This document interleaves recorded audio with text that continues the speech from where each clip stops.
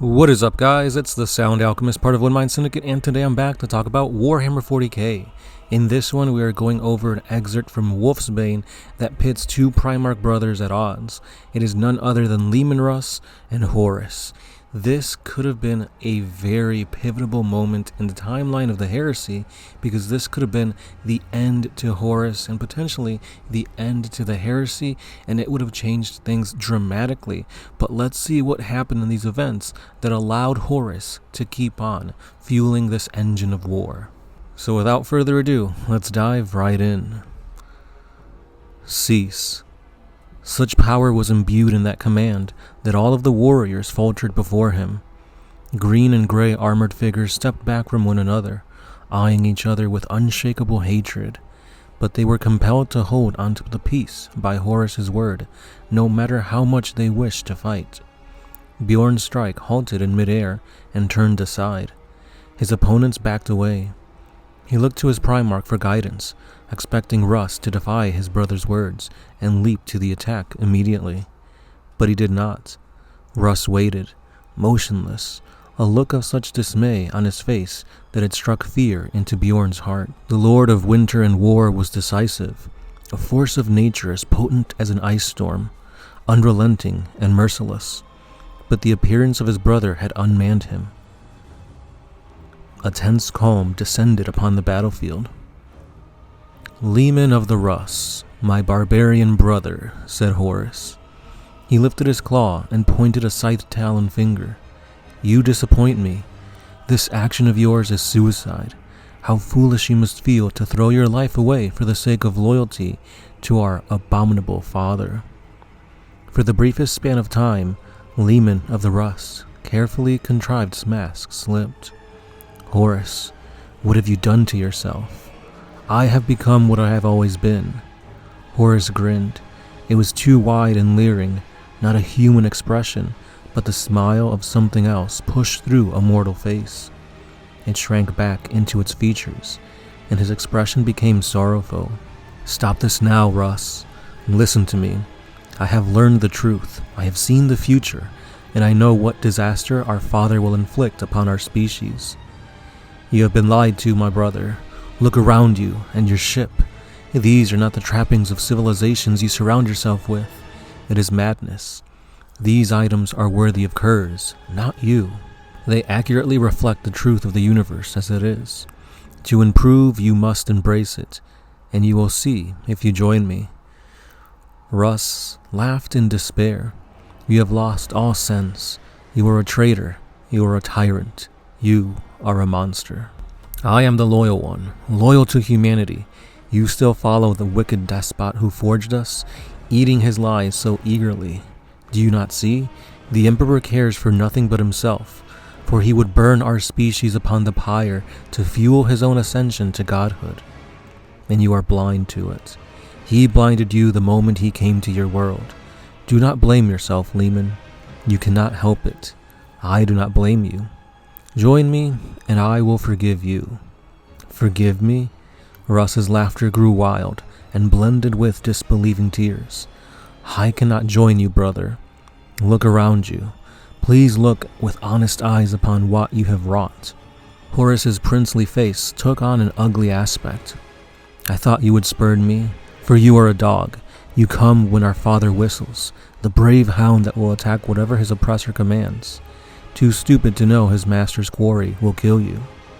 On old Earth, in the ancient days, there were dogs like you set loose in packs to hunt wild swine.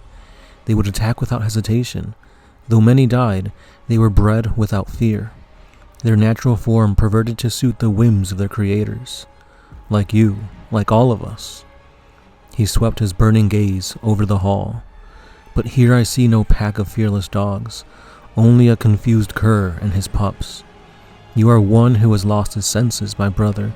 Even if you were to come against me with all your so-called loyal brothers, you would be outmatched. Alone, you have no chance of victory. Within hours, your legion will be extinct, and your tiresome, primitive culture will follow. I will see Fenris burn." If Horus's words were meant to provoke, they were unsuccessful. A look of calm certainty took hold of the Wolf King. Russ rose up from his fighting stance and let the tip of the Emperor's spear lower itself to the ground. He walked purposefully towards Horus, and the crowds of warriors parted to let him pass. "You are not yourself, for I can see that," said Russ. "You had been overtaken. Stop this madness. Come back to me. Let the Emperor hear you." Horus laughed. It was a throaty growl of a monster in a hidden cave that comes out at night to devour the young. He cannot heal when there is nothing to mend. Do you not see? Horus held his arms wide and moved down the steps. "I am not wounded. I have been made whole. Before I was but a pawn, but now I am the master of my destiny. I will overthrow our father and bring a new era of power to mankind." "This is an era of cruelty," said Russ. "Look at your warriors. They have become monsters, though not so much as their father." "Monsters?" roared Horus. "I have seen the black future of the Emperor, that which he will bring upon us. He cares nothing for humanity. The Great Crusade, that was a lie. He cares only for his own apotheosis. You and I, we are merely tools to be cast aside.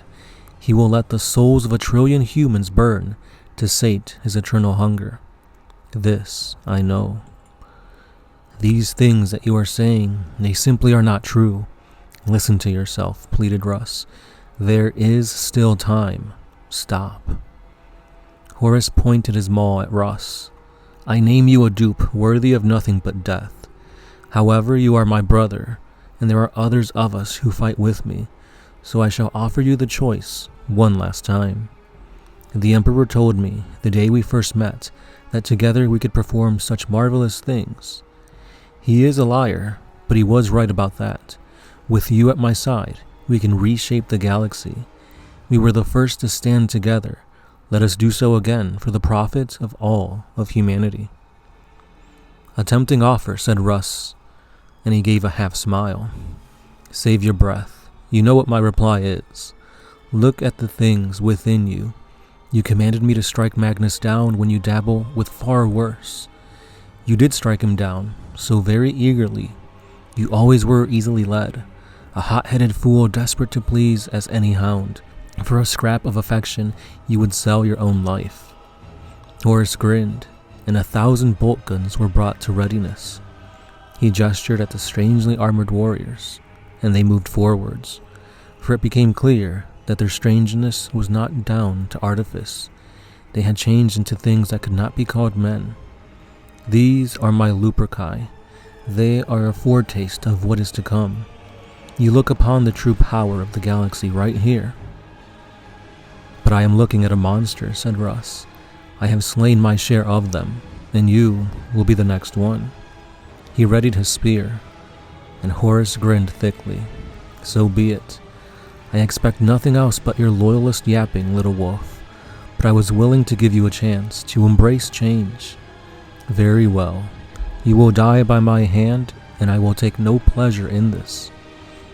"As the monsters always say," said Russ, "and they say that because they cannot face the truth." "Do you think you can beat me now, brother?" roared Horus. "Witness the power I command. Witness what our father kept away from us." Horus charged, propelling the many tons of his adapted Terminator plate into a thunderous run with ease. His giant maul he held high overhead, ready to strike. Russ met the blow with a double-handed block, taking the maul's head on the blade of his spear. A shockwave of empirical energy blasted outwards, knocking Space Marines over and tumbling them over their heels. Horus struck again, and Russ staggered back. Bolt guns roared, a thunder to match the lightning of their clash, and the battle joined once more. "Russ," he said hoarsely. "Russ, my brother." He smiled. "I have been unkind to you. You were the second. I should have not been jealous, but I was." "Horus," said Russ. "I speak with Horus Lupercal?" Horus closed his eyes and shook his head. "Leman, you have been speaking to me since you arrived here." He said, his voice thick with emotion. "I have seen it all, I understand, and I had to do it. I had to. The Emperor is the greatest evil in the galaxy, but what have I done to stop him? How many have died? Am I worse than he? Horus, said Russ urgently. Call off your warriors. Let us talk. I will take you back to Terra, for it is not too late. Too late, said Horus. He looked up at his brother.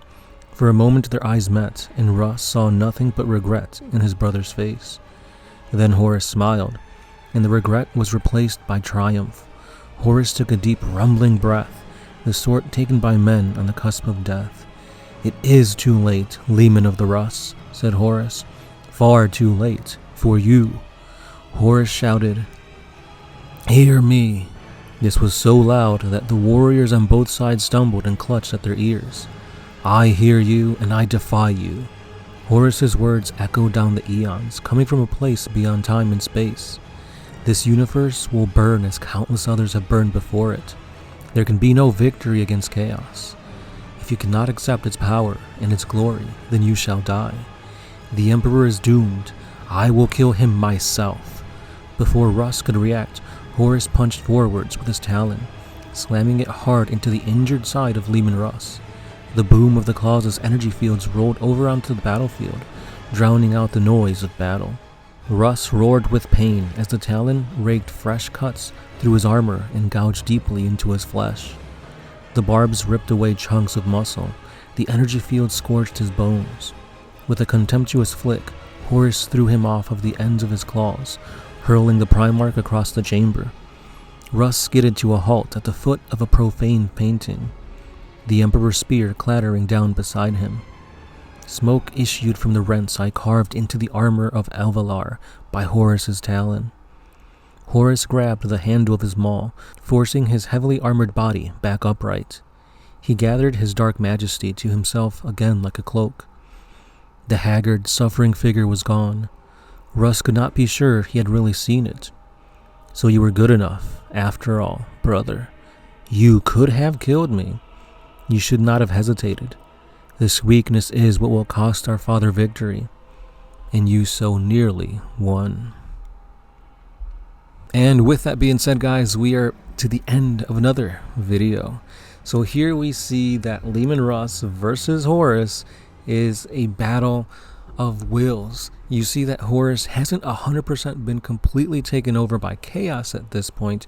There are still fragments, splinters of him peeking through, speaking with regret and remorse. And Leman Russ sees that. And however, he can't bring himself to just kill his brother outright in cold blood. And because of that, he had an opportunity to end the heresy. He had an opportunity to take down Horus and end it. But he could not do so. So at the end of it all, we see Horus falling into a more and more chaotic state and leads us into the rest of the heresy. But do you guys believe what was said on the pages of Wolfsbane? Do you think that Leman Russ could have won and ended the life if he was serious from the beginning, from the get-go? Let me know down below. And also, let me know what you think about the hierarchy of the Primarchs fighting one another. Do you think Leman Russ is like top 3? Or perhaps that goes to other Primarchs? Let me know your thoughts down below, because I can't wait to read them and see who is the best Primarch when it comes to fighting. But that's all I got for today, guys. So again, thank you for watching, commenting, liking, and sharing. And as always, it's been the Sound Alchemist, part of One Mind Syndicate. And I'll catch you guys in the next one. Peace.